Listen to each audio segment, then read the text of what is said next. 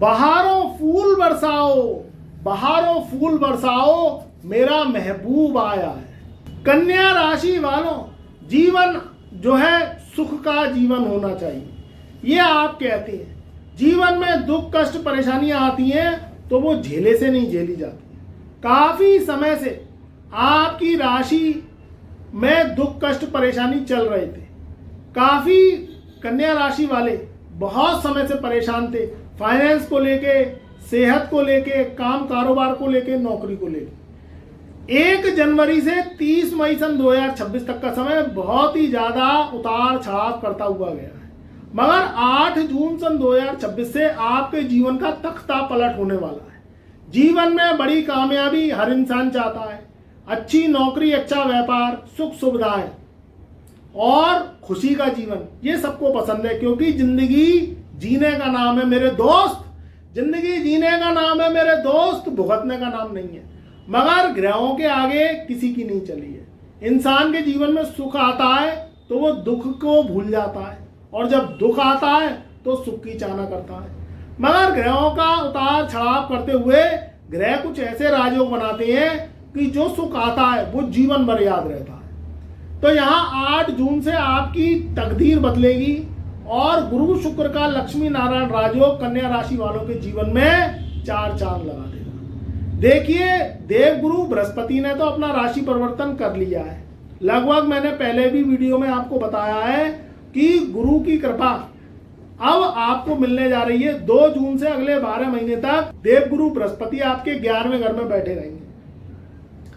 यहां शुक्र का राशि परिवर्तन 8 जून सन 2026 से सुबह के 7:44 पर होगा और देवगुरु बृहस्पति आपके 10वें घर से छोड़ के 11वें घर में प्रवेश करेंगे। वहीं ऑलरेडी उच्च के गुरु कर्क राशि में बैठे हुए हैं। देखिए, 11वां घर क्या है? आय का है, आपके जीवन की इच्छा पूर्ति का है, इनकम ऑफ सोर्स का है। जीवन में इंसान को प्राप्तियां होती रहती हैं, उसके काम कारोबार नौकरी व्यापार से इनकम ऑफ सोर्स जनरेट होती रहती है, तो परिवार चलाना आसान होता है। क्योंकि पैसा भगवान तो नहीं है, मगर इस कलयुग में ये राहु कहता है पैसा भगवान से कम भी नहीं है, क्योंकि सारी समस्या 99% रुपए पैसे आने से सॉल्व हो जाती है। आप काफी परेशान चल रहे हैं फाइनेंस को लेके, प्रॉपर्टी आपकी अगर है तो वो रेंट पे नहीं उठ रही, या किसी भी रूप से आप नई प्रॉपर्टी खरीदना चाहते हैं, नई गाड़ी खरीदना चाहते हैं, जो आपका काम धंधा है वो भी स्लोनेस चल रहा है। तो 8 जून से गुरु शुक्र का एक ऐसा लक्ष्मी नारायण राजयोग बनेगा आपके 11वें घर में कि ये सारी जो परेशानी है, जो इनकम ऑफ सोर्स को लेके, फाइनेंस को लेके, ये अब दूर होंगी। देखिए, राजयोग बहुत लंबे समय तक तो नहीं बनेगा, मगर ये लंबे समय तक आपको सुख प्रदान करेगा, क्योंकि कुछ काम आपके जो काफी समय से, काफी महीनों से और सालों से अटके पड़े हैं, वो काम आप चाह रहे हैं कि हो जाए। चाहे कोई नई प्रॉपर्टी खरीदने का मैटर हो, पुरानी प्रॉपर्टी सेल करने का मैटर हो, कोई आपकी प्रॉपर्टी रेंटेड आप चाहते हैं कि किराया पे उठाएं आप, या कोई किराएदार नहीं मिल रहा है उससे संबंधित समस्या दूर होगी, या आप जॉब को लेकर परेशान हैं, आपकी जॉब लग नहीं रही है, या जो आप जॉब कर रहे हैं वो आपके लायक नहीं है। आपका व्यापार काफी समय से मंदा चल रहा है, कोई भी काम करते हैं, दुकान करते हैं, एक्सपोर्ट का काम करते हैं, विदेशों से संबंधित काम करते हैं, ऑनलाइन ऑफलाइन कोई भी काम करते हैं, तो जनवरी से 30 मई तक का समय कन्या राशि वालों का बहुत उतार चढ़ाव करता हुआ गया है। क्योंकि यहाँ राहु ने 6 ग्रहों के संग महाविस्फोट बनाया, 2 ग्रहण पड़ गए वर्ष के प्रारंभ में, और शनि ने भी कहीं ना कहीं मंगल के संग युति बना के अंगारक योग बनाया, उसके कारण भी आपको बहुत परेशानी रही है। मगर 8 जून से 30 जुलाई तक का समय आपकी नौकरी, आपके व्यापार और आपकी कोई भी फाइनेंशियल समस्या है वो दूर होती हुई दिखाई दे रही है। ये राजयोग कुछ समय के लिए बनेगा, मगर इस राजयोग के फल आपको सालों तक प्राप्त होंगे, क्योंकि आपके जो अटके हुए काम हैं, पुराने काम हैं, वो बनते हुए दिखाई दे रहे हैं। आप एजुकेशन ले रहे हैं और एजुकेशन में जो परेशानी हो रही थी, अब वो परेशानी सॉल्व हो जाएगी। किसी भी रूप से मल्टीनेशनल कंपनी में ट्राई कर रहे हैं जॉब के लिए, तो जॉब लग जाएगी।